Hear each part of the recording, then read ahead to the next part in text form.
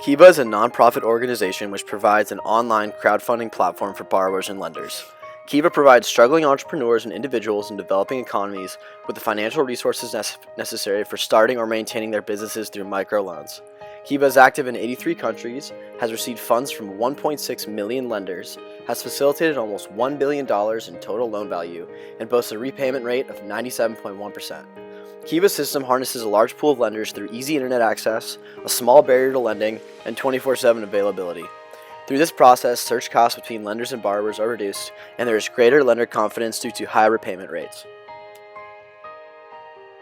According to the World Bank, studies covering India, Kenya, and the Philippines found that an average annual return on investments from micro businesses range from 117 to 847%. This is because a poor, small-time entrepreneur has a much greater marginal return on units of capital than an already established commercialized business. Kiva distributes two types of loans: direct loans and partner loans. Direct loans are conducted straight through Kiva and carry no interest. Partner loans are conducted through field partners, such as independent institutions, schools, and nonprofits.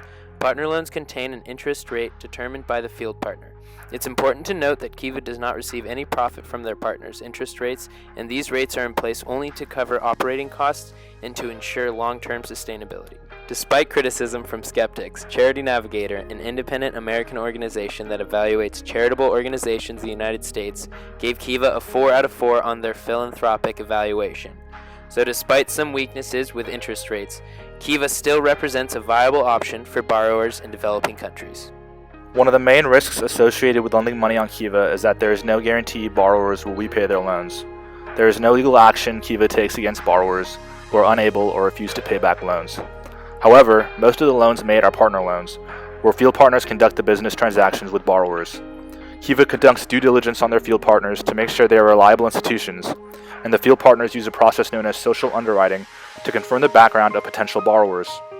Borrowers who do not pay back loans are flagged so that they are not allowed to apply for direct loans until they pay back previous defaulted loans. For partner loans, the field partners will oftentimes refuse to lend money to a borrower who has failed to pay back loans in the past. This barrier to future access of loans pressures borrowers to make their payments. Kiva has a major presence in the least developed countries, with hundreds of thousands of borrowers supported in conflict zones and rural areas. Kiva's loans successfully aid in addressing the lack of education in female entrepreneurs in developing countries. Kiva has facilitated 24,000 education loans to date, and 81% of its loans are to females. A young woman named Lindiwe in Zimbabwe received a $500 loan, allowing her branded juice business to increase sales from 20 liters a week to 200 liters per week. She notes how this has also boosted her self-esteem and community presence.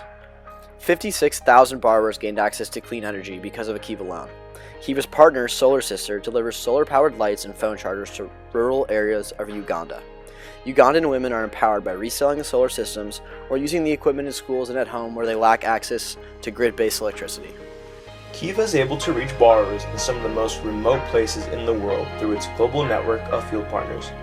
They act in local organizations working in developing communities to administer loans with in-depth entrepreneurial training. Even though Kiva has a sound business model with its many field partners, it still faces problems with regards to transparency, corruption, and competition. First, field partners may not be needed because the borrowers seeking loans are usually financially capable and only need the available credit. Furthermore, Kiva runs the risk of associating themselves with corrupt field partners, as they are given all the bargaining power. Field partners could pose the risk of embezzlement by creating false people requesting additional funds. Kiva also faces competitors. Zadisha works very much like Kiva, except that Zadisha reduces the costs of its microloans by not having field partners.